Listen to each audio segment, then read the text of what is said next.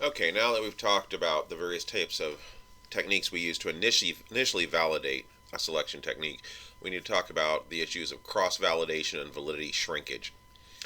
So, just as a reminder that most statistical techniques, and regression is definitely one of them, is looking for the very best solution in a series of variables, data, in a particular sample. In other words, whenever we create a prediction equation based on a sample, so we get 200 people in, we get all their information, we run that regression is trying to maximize our ability to predict based on that one sample. So that does give us information. We are inferring that that sample is representational of the actual people that would normally be applying to the job. We're making the inference that the measure that we're actually looking at is truly measuring job relevant skills, and that the criteria we're comparing it to truly is measuring performance. So there's a lot of inference in there that the statistics don't know about. They're just looking for patterns in the numbers. So what we generally find is that whenever we actually do find strong evidence, criterion related evidence of validity in a measure, it actually is going to be weaker when we use it in the real world. In other words, when we leave the study and start actually using it to make selection predictions, it's probably not going to be quite as strong because all of those inferences are going to be a little bit different each time in different data sets. In other words, new people using these methods. So, if we really want to be confident that we have a strong selection technique, it's probably not a bad idea to do a cross validation study. And a cross validation study is one more step. It's a fourth way that we can look at validity, and we're no longer looking if it's valid or not. In other words, we're only going to do cross validation if we already have strong evidence of criterion related validity at a minimum, if not content validity as well. But now we're going one step further and asking, how is it performing in the real world now that we're actually using it outside of a pilot test? So cross-validation is the testing of a regression equation for any reduction, shrinkage, in the predictive accuracy prior to implementing in selection decision making, or possibly after it's already been implemented in selection decision making, and honestly, more likely that is the case. So we're basically just checking, is it now working? If the regression equation developed on one sample can predict scores in the other sample, then that regression is cross-validated. And there's a couple of ways we can do it. We can do it empirically or through a formula estimation, and I'm going to talk about both techniques. So empirical cross-validation is basically a split sample. A group on whom the predictor and criteria data are available for is randomly divided into two groups. So we can do this as a part of the process or after the process of criterion or content related validity. A regression equation is developed on one of the groups, the weighting group, to be used to predict the criterion in the other group, the holdout group. Prediction criterion scores are obtained for each person in the holdout group. For the holdout group, prediction criterion scores are then correlated with their actual criterion scores.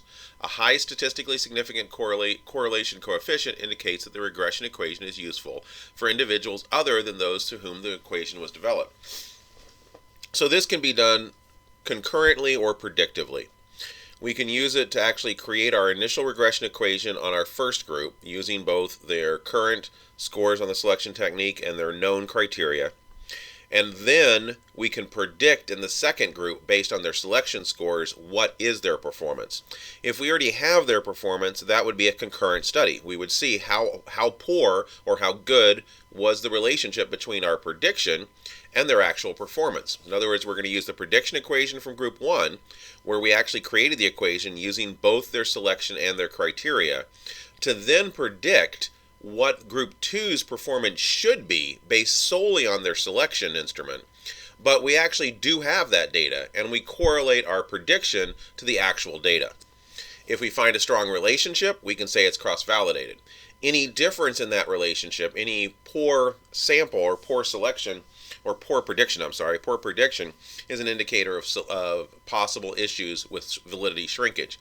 And we want to ask, how much is that shrinkage? So how accurate was our prediction equations for the additional group? We could also do this predictively, to where we have a weighting group that we gather this information on. So, for example, we measure selection techniques with everyone. We then use the weighted group's performance once they're in the organization to create the equation, and then we use that equation to predict the holdout group, and then we gather its information. So this could also be drawn out over time. Another way we can do this is simply expectancy tables and charts, and this is probably honestly a little bit more often done. Individuals on whom the criteria data are available are divided into two groups with roughly half of the individuals in each group. For each predictor score, frequencies and the numbers of employees in each group are determined, and the predictor score distribution is divided into fifths.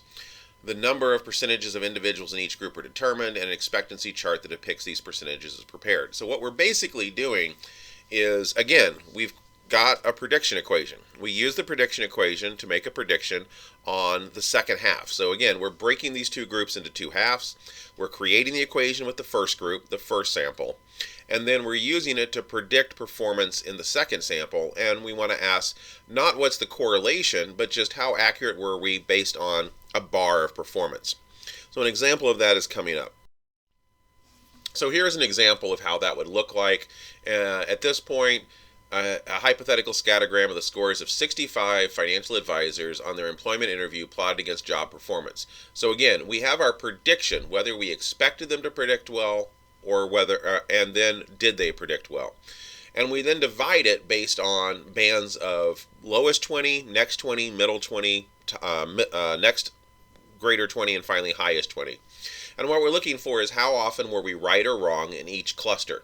So this is pretty much indicative of a pretty decent selection tool when you think about it. So for when we predicted people would be top performers, 80% of the time they were. And when we predicted people would be bottom performers, about 60 to 70% of the time they were. So again, we're basically looking at that job performance criteria. We've got a bar. What is acceptable performance? And how often are we accurately predicting it with this particular equation? We can then just look at the numbers and basically recreate percentage of performers. So in the top 20, we had basically people that scored in the 30 to 34 range. So these were the people that we expected to be top performers. Of those 13 people, 11 of them were and 2 of them weren't. So 85% were superior performers. At the very bottom of that scale, people that scored a 1 to 6, we expected there to be really no top performers there. There were a few, there were 4, but 33% was only the only percent. 33% were top performers. So again, what we're seeing is kind of the reality that we're rarely predicting perfectly, but we're doing better than we would if we weren't trying to predict at all. And that's another way to kind of visualize this. And honestly, this technique is used more often because it's much more easy to understand how well the selection tool is using by simply putting it into percentage of predicted performers compared to talking about correlations. So just remember, a lot of factors affect the size of the validity coefficients, in other words, how successful we are at predicting performance, including the reliability of the criterion and the predictor, so how reliable is our criterion and how reliable are our selection predictors. Potential restrictions of range, and this occurs a lot of times with actually our criterion. Most people that are truly underperforming usually won't stay with the company long, which means we tend to get a bit of a restriction of range on that criterion. Criterion contamination includes all the bias we've already kind of talked about and will continue to talk about that can get into this process. In other words, non-job relevant determinations, subjective opinions. And also violations of the statistical assumptions that we're actually using. So if we're actually using a multiple regression, as we've been learning in statistics class, there's a lot of assumptions that we have to make sure are being met before we can trust those outcomes. We also, of course, with statistical assumptions, we have to make sure that data is linear. So we need to be looking at scatter plots, we need to be looking at normal distributions, we need to be looking at variance in all of our predictors and all of our outcomes to make sure that we actually have valid and reliable data that meets the assumptions of the multiple regressions we're using. So for instance, if we have a highly curvilinear relationship, then it's inappropriate to use that as a linear predictor in a multiple regression. Now we may be able to make a change, we may be able to actually look at that as a nonlinear relationship, but we need to make sure we're using it appropriately. So we've also been talking about, at the end of the day, what we're really talking about from a practice viewpoint is the utility of our selection technique. So utility analysis shows the degree to which the use of a selection measure improves the quality of individuals selected versus what would happen if that measure had not been used. It's basically a dollars and cents terms, as well as other measures such as percentage increase in output, to translate the results of a validation study into terms that are important to be and understandable by managers. So in other words, we're wanting to take our statistics and put it into dollars and cents. So if we are increasing our ability to predict performance by 10%, what does that 10% increase in our ability to predict performance result in dollars and cents? How much money does that make or save the company? So generally speaking, when we're doing a utility analysis, it depends on exactly what we're doing, but here's an example where our utility analysis includes the number of applicants selected for a job, how valid the test is, in other words, how much is being predicted by R, the standard deviation of job performance, so how much money a single standard deviation unit increase in job performance would actually result in being made, the average test scores of those being selected, the number of applicants being tested, the cost of testing each applicant, and therefore then the expected payoff due to increased productivity per year for all employees hired, expected payoff per year for each employee hired. So let's look quickly at example 1. We have 10 people applying, a test validity of 0.51, explaining about 25% of the variance in the outcome, performance. Standard deviation of job performance. So again, we need to know this, but a company needs to have an idea of what is the average job performance and what is plus one standard deviation or minus one standard deviation. How much money is that worth? So if I'm overperforming, how much more money am I making for the company? We then need to look at the average test score for those selected. In other words, what is the bar we're accepting to hire someone? How many people are being tested? How much does it cost? So how much does it cost to do this test? And then, based on that, what is the payoff minus the cost for using the selection technique? And in this case, I've just changed a few little factors here. So in the first case, we have a fairly good selection technique. It costs $20 for each person we give. 100 people are taking it. But if we can explain 25% of the variance, and by selecting these people, we're likely to increase their performance by one standard deviation, that starts to tell us how much money we would be saving. Likewise, if we look at the second example, same number of people, same test validity, same amount of money saved for standard deviation, but I up the bar. So we select less people, and less people are higher people. We expect them to be better performers in order for them to get into the job. We see that we get more utility now. We're getting higher increases in performance. And this final example is what happens if that selection technique isn't as good as the other ones. So now we're only explaining an R of 0.26, or approximately 12%, or about 10% of the variance. At that point, we see it's still valid, it's still saving the company money, but it's saving the company less. So changing any of these numbers has a tendency to change this equation, but we're wanting to figure this out. We're wanting to actually find out what is the utility, how much money does this selection technique have the potential to save the company or make more for the company. So we're going to talk a little bit about broader perspectives of validity, which includes validity generalization and job component validity, which often uses what's called synthetic validity. So validity generalization uses evidence accumulated from multiple validation studies to show the extent to which a predictor is valid in one setting and is valid in another, similar settings. So generally the idea of validity generalization is we're trying to suggest that we don't need to do a validation study internally within our organization or with a sample of our employees, because there is a large amount of evidence that this particular technique or particular measure is highly related to most jobs, regardless of what the job involves. Job component validity is a little bit more specific. It's the process of inferring the validity of a predictor based on existing evidence, previous research, previous studies, for a particular dimension or component of job performance. So job component validity doesn't say it's valid for all jobs. It says for this particular job across multiple industries, this has been found to be a valid predictor. So we're doing validity generalization when we're trying to make an argument that that a particular predictor works at least decently for predicting performance across almost all jobs.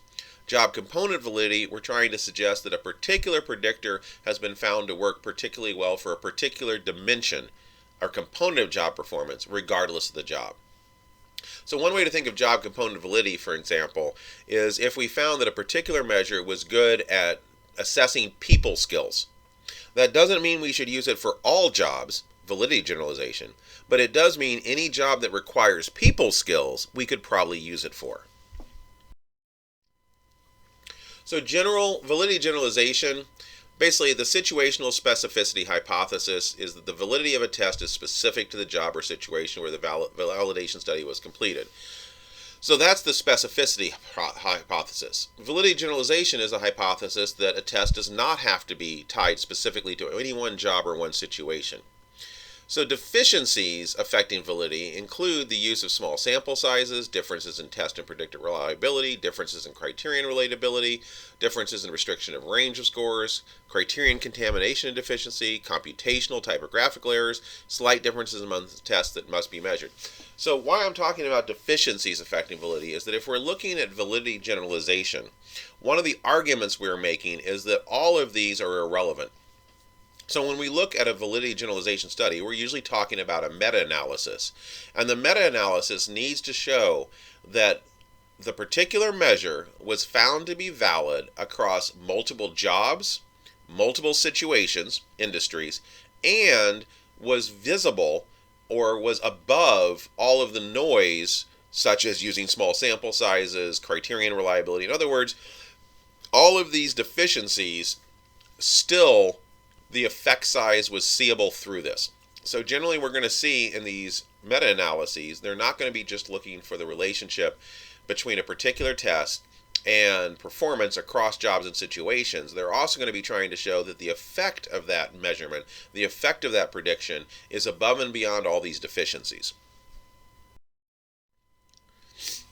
So Schmidt and Hunter are the first ones that really push this idea for. Is the validity of a test generalizable from one situation to another? That is very similar. That is similar in terms of the same types of tests and jobs in which the validity evidence had been accumulated. So the more you can find studies that compare a particular predictor across different situations and different jobs, the more generally it is valid. The more the validity generalizes. So it's not necessary to conduct a validity study within each organization for every job.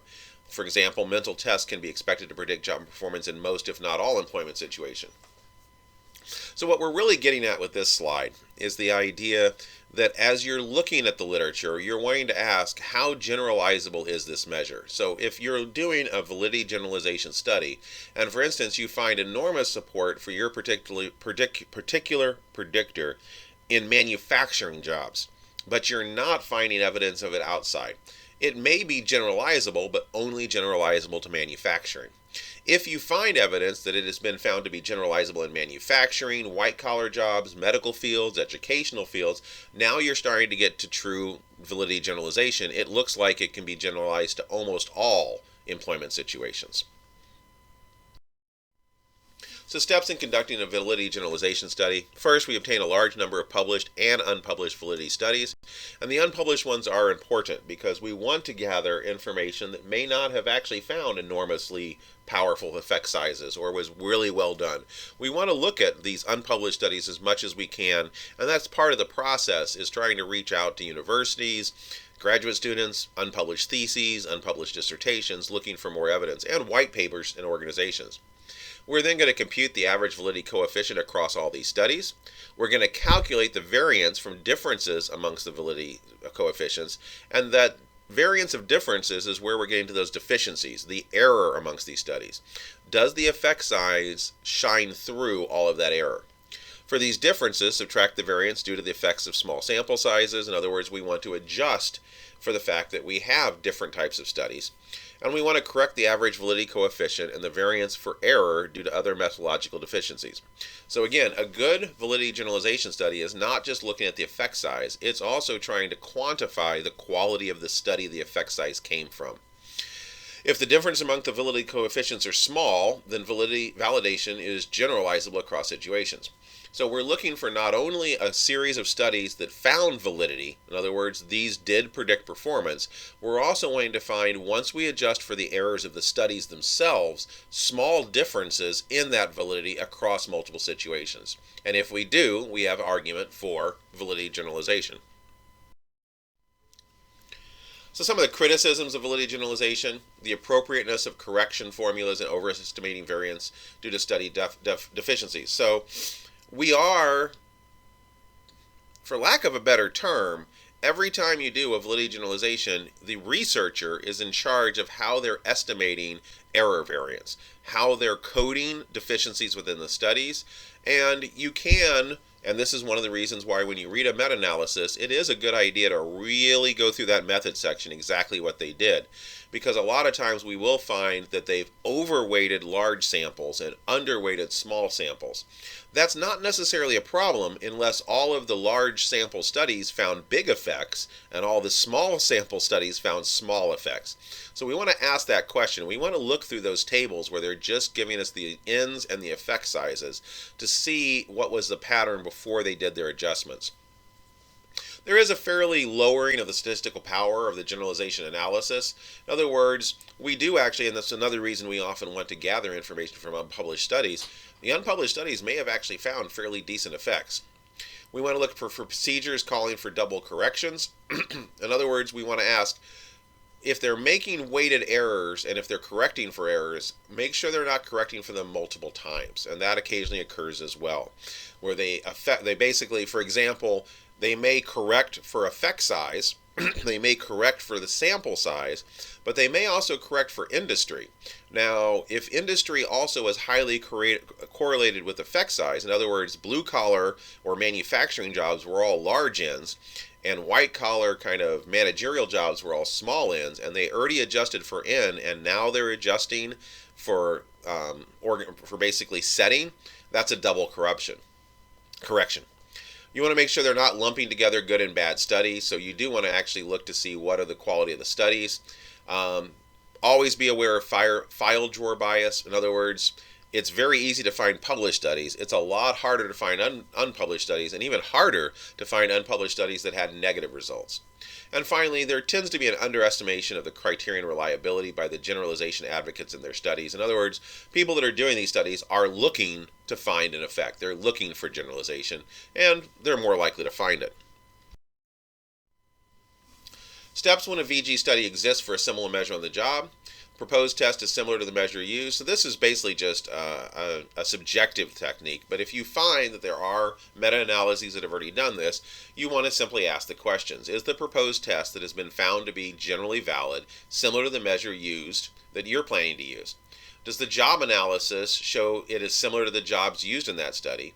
And can the VG study be used to support the use of the test without a local validation study? In other words, you're wanting to ask, is my job and my proposed test similar enough to the research and the VG study that I found, the meta-analysis, to where I can make a solid logical argument that it does generalize to my particular situation? In other words, it's not enough just to find that there's been a validity generalization study. You also have to ask how similar or dissimilar is their findings to the study that I'm wanting to generalize their findings to. As far as feasibility, legal, the uniform guidelines do support local validation perspectives, but also accept the fact that validity generalization is a valid technique as far as an argument, and it has been supported in the courts. Now, as far as comparing how well it is supported in the courts, it really depends on how much work went into it, how much experts you can pull in, and also how closely your job mirrors the validity generalization studies that you're citing. Generally speaking, a local validation is more legally defensible, but validity generalization has been defended in court cases. It is supported by the SIOP principles, and it is a good alternative, especially for smaller businesses who just don't have the data size or the resources to run a local validation study.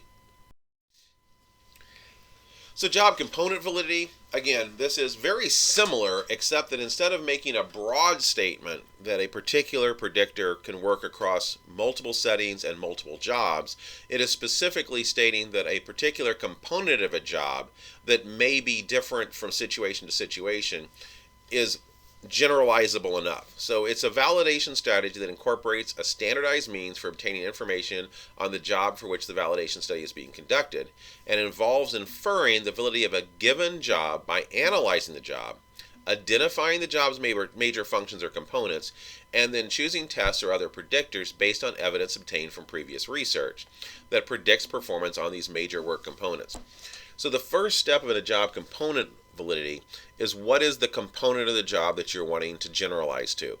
So instead of just basically saying cognitive ability predicts performance across jobs. This is that example where we find a key component of this job is interpersonal skills. And therefore, we're looking for not a validation that interpersonal skills predictors work in all jobs, but evidence that a predictor of interpersonal skills works well for jobs that require interpersonal skills. So we conduct a job component validation study. We conduct an analysis of the job, usually using the position analysis questionnaire. The reason we're using the PAQ often for this is, one, it's kind of a standardized form. It does look for components, and most of the meta-analyses that look for job component validity are based on the PAQ's job components. It's also the most easy to defend in a court of law because, once again, most of the studies are based around it as well. So using the PAQ, we want to identify the major components of work required for the job that we're wanting to generalize to. We want to identify those attributes required for performing the major components of the job, and then we want to choose tests that measure the most important attributes identified by the PAQ analysis, and then find out, is there published evidence that suggests that the measures we've chosen are generally job component valid for use without actually doing a criterion related to validity. In other words, a localized validity study. And again, it's a great validation option for small businesses, and it allows us to now, instead of look for these broad predictors, at least provide evidence that we're predicting particular components of a job. Shows that the measures used in the selection we're assessing the same constructs as the measure used in previous validation generalization studies. Shows that the job for which the measure is used are similar to those jobs in the validity generalization study, and demonstrates job component validity or some other form of synthetic validity. And synthetic validity basically means, again, a way of using past research, past studies, to make the inference that our job is similar enough to the research that we are inferring to, and that the job position requirements or the particular component of the job is similar enough to the components that were looked at in those validation studies that we don't need to do our own validation study. We have the inferences necessary to move forward. And that's what we often refer to as synthetic validity. So synthetic validity is the process, generally speaking, of job component validity. So we analyze a job to identify the major components of the work. We determine the relationships of the selected predictors and those job components using content, construct, and criterion-related validity strategies. We administer tests to the job elements and incumbents in all positions requiring the job element, and then we correlate tests across the job performance, choosing predictors to be used in selection based on the relationship with those important job components. So this is how we're actually doing the meta-analysis to create the process of a job component validity study. We're doing synthetic validity by looking at a component of a job across different situations to find out, does it predict performance in jobs that require that component.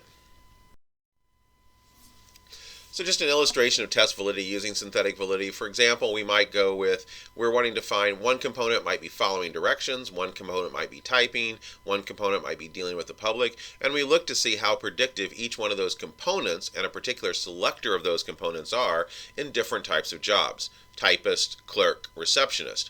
And we'd probably have some hypotheses of where we'd expect these to be found to be very predictive. So for example, an oral direction test might be very predictive of following directions, and therefore that's going to be a useful technique to measure. Now we're wanting to find out, is it useful for both the typist and clerk that need to follow those instructions? The typing test might be, is it predictive of people that are actually needing to be measured for typing? And again, so you kind of see, it is simply a process of, instead of looking for generalized validity across all jobs, it's looking for generalized validity across a specific performance component. And that's really the difference. Both of these can be nice techniques, especially for smaller companies that just do not have the time, money, or number of applicants to do other techniques for validation. And they're better than not doing any validation study at all.